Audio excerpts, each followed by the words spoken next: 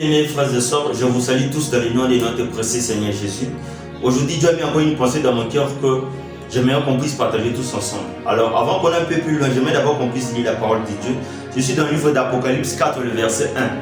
J'ai lu au nom de Jésus. La Bible déclare: après cela, je regardais et voici une porte était ouverte dans les ciels. La première voix que j'avais entendue, comme le son d'une trompette, et qui me parlait. Il dit: monte ici et je te ferai voir ce qui doit arriver dans la suite du temps. Parole de l'Éternel. Ici, bien aimé, c'est Jean, l'apôtre de notre Seigneur Jésus, qui était retenu dans l'île de Patmos à cause de l'évangile, à cause de la parole de l'Éternel. Et un jour, Dieu se décide de lui montrer des choses qui vont arriver dans la suite du temps. Mais Dieu lui dit, monte ici. Il dit, monte et je te ferai voir les choses qui vont arriver dans la suite du temps. Bien aimé, lorsque nous comprenons très bien, lorsque Dieu dit monte ici, ça veut dire Jean était en bas. On ne peut pas dire à quelqu'un de monter s'il est déjà en haut, ça veut dire qu'il était en bas. Quand on dit monter, ça veut dire c'est juste le fait de se déplacer, cette action-là de monter des bas en haut. Alors Dieu avait besoin qu'il puisse faire un déplacement, une action. Ce déplacement-là n'était pas physique, c'était un déplacement spirituel. Ok? En fait, le Seigneur Jésus demandait à Jean de monter dans une dimension, qu'il puisse monter spirituellement afin de voir, afin qu'il puisse voir des révélations, des choses qui viendront dans la suite du temps. Jean devait quitter la chair et monter dans la dimension spirituelle afin qu'il puisse être révélé des choses à venir. Tu ne peux pas obtenir certaines choses de Dieu si tu es encore en bas. Tu ne peux pas avoir certaines révélations divines si tu traînes encore ici en bas. C'est la même chose. Et aussi, c'est de la même manière que tu ne peux pas aussi obtenir certaines promesses de Dieu si tu es encore un bébé. Tu ne peux pas avoir certaines choses accomplies dans ta vie si tu n'es pas encore mature. Ça, c'est une loi divine, c'est un principe de Dieu. Tu ne peux pas entrer dans ce mariage-là aussi longtemps que tu n'as pas changé tes caractères. Tu ne peux pas diriger l'église aussi longtemps que tu n'as pas ce cœur-là de berger. Tu ne peux pas,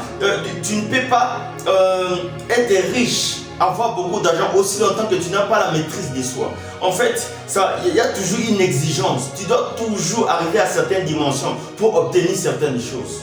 Voilà pourquoi l'apôtre Paul dit dans Galates 4, le verset 1 que « Or, aussi longtemps que l'héritier est un enfant, il ne se diffère pas d'un esclave. » Un enfant n'hérite pas de choses. Tu ne peux pas hériter les choses de ton papa aussi longtemps que tu es un enfant. Tu ne peux pas. Un enfant, c'est comme un esclave. Qui est un esclave? C'est quelqu'un qui est limité. C'est quelqu'un qui est contrôlé. Voilà un esclave. Et un esclave n'est pas digne d'avoir de bonnes choses. La vie chrétienne est une vie de croissance. Nous devons grandir. Nous allons arriver dans certains niveaux de nos vies pour obtenir, pour palper à certaines choses. Ça va demander notre maturité. Nous devons grandir. La Bible déclare dans Proverbe 4, le verset 18 que les sentiers du juste est une lumière resplendissante dont l'éclat va croissant. Vous voyez, on parle de la croissance. La vie chrétienne est une vie de croissance. Nous devons à tout moment grandir pour que nous puissions obtenir certaines choses, pour que certaines promesses puissent s'accomplir dans nos vies. Voilà pourquoi l'apôtre Paul dit que lorsque j'étais enfant, j'ai pensé comme un enfant, je parlais comme un enfant, j'ai raisonné comme un enfant. Mais lorsque je suis devenu adulte, j'ai laissé tomber de tout ce qui était comme enfant.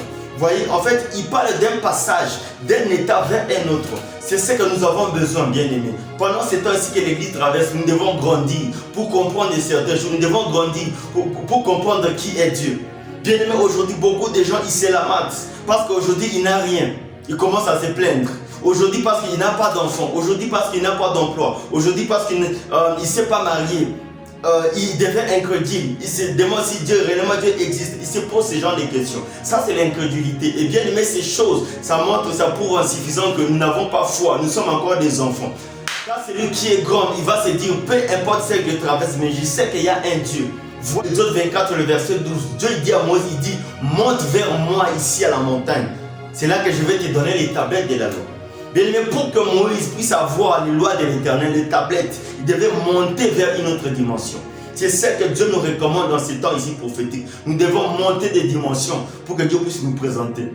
Dieu veut te faire montrer les révélations. Il veut te faire voir les choses qui viendront dans la suite des temps. Mais il va te demander, toi Jean, monte ici.